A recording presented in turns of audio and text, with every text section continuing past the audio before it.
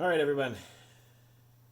Here is our DMX setup. These are all the parts to everything that you're going to need. So first thing first is the DMX 512 from Dragon.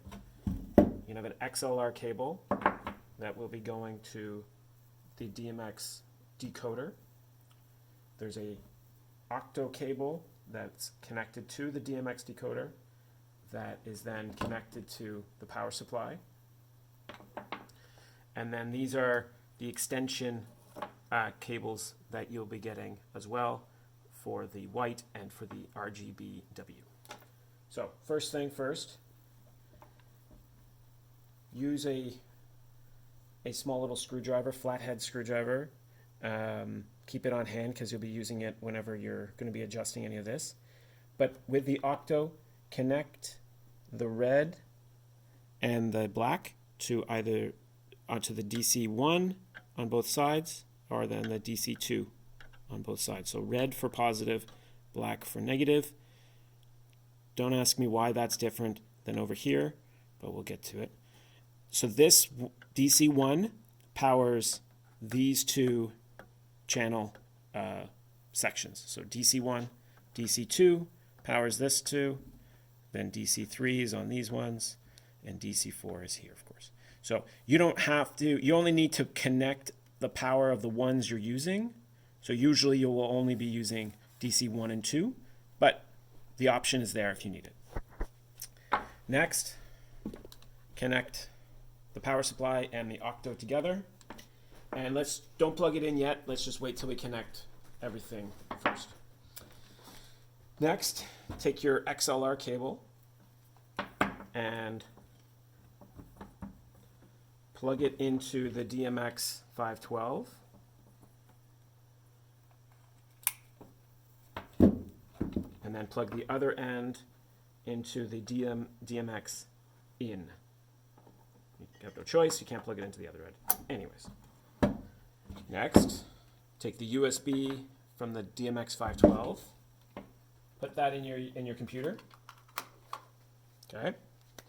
And then we'll start with the RGBW, and you connect those up into the appropriate channels. So the channels are named, and I've labeled them here: red, RGBW, red, green, blue, white, 1, 3, 5, 7, and it keeps on going odd numbers all the way up. Don't ask me why it's odd numbers. Who knows? And then, so you just loosen off this for the first time. And you'll see, if you haven't done this already, you'll see that inside there, as you turn it, it opens it up. Okay. And then you'll take your white, in this case, put it in there on the top, and then screw it in again and close it. Just test it, it'll tuck. So go all the way down the line for all of them. Oh, I need to loosen them off first.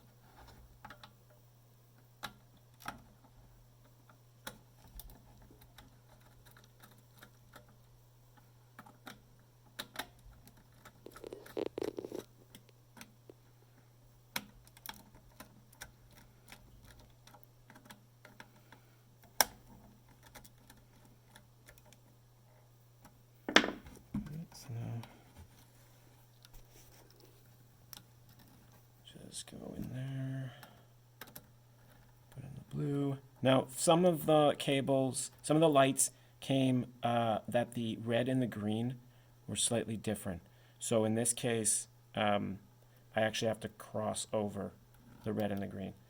Again, don't know why, it just happened to be like that.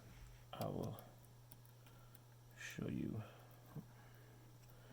Just double check maybe you need to just twist that. Some of the ones you'll be getting may be already soldered, so which is good. This one is my prototype. Then put in this case, the green over for the red. If you find the colors are different, just switch them out, and it's a quick As long fix. as they match. As long as the channel matches. And so black is on positive. If any of you guys know why it's different for these two sides, please let me know. Anyways, now this is all connected. For the white, again, this is a weird thing, is green is for positive. So do the same thing. Now they could be, for your white, because it's only just one color, it doesn't matter which channel you put it in. Just remember what channel you use. In this case, for the floodlights, we're using channel 15. I've got it preset on the template project, which we'll show you in a second. But really, it can be any channel you want, as long as the ground, the positive, is on the same section.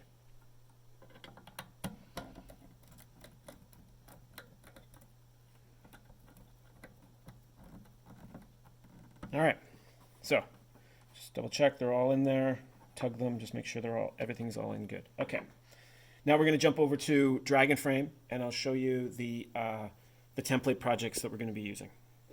Okay, so now we're in Dragon, and so the first thing you'll get, and you'll want to open up, is the template Dragon project.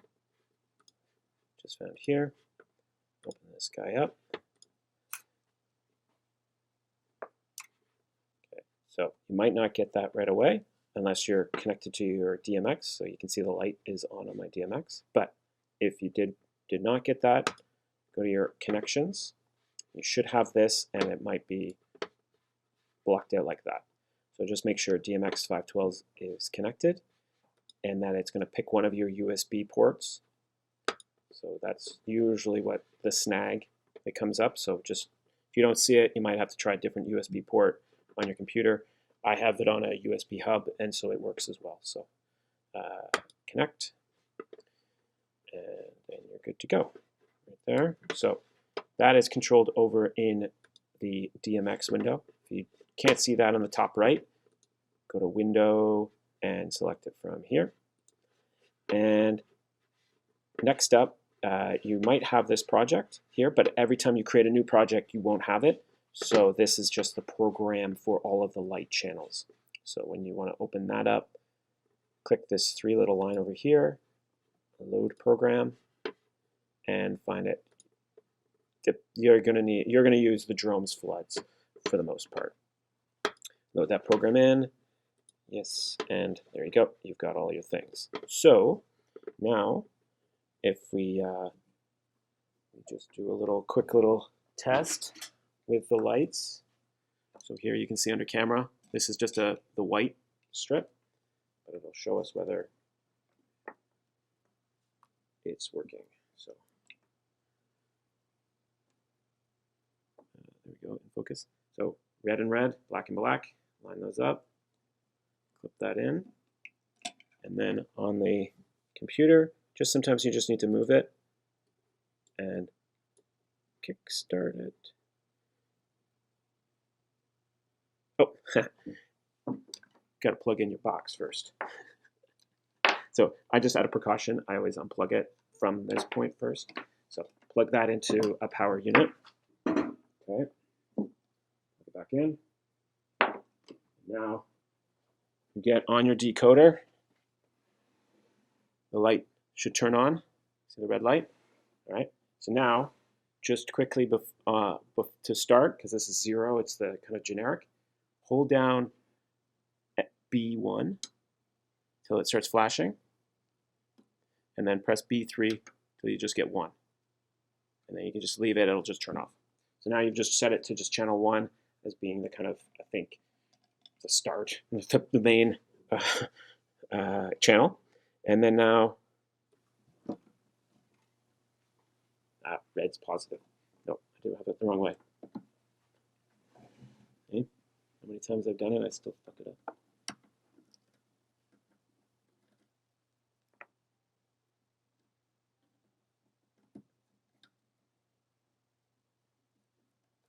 There we go.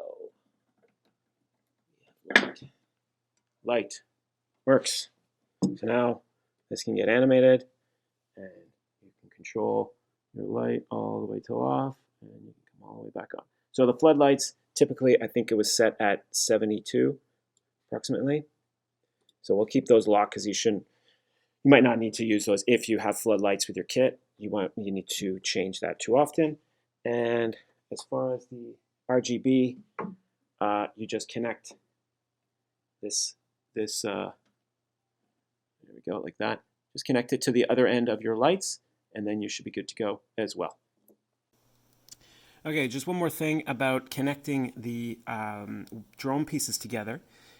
Some of you may have just the simple a male and a female connector.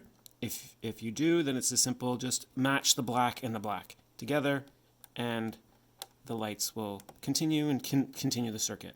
If you have one of the newer ones with the lights, then it may have this connector. That's the black, this little arrow there. And if you find that you've got two males, no worries. You can just pull out these pins. They just slide out, and then you can switch out and make a male into a female very, very easily. And so in this case, I'm just going to extend it just to show you. And so then black, oh, I need those pins. So black and black, there we go, all works.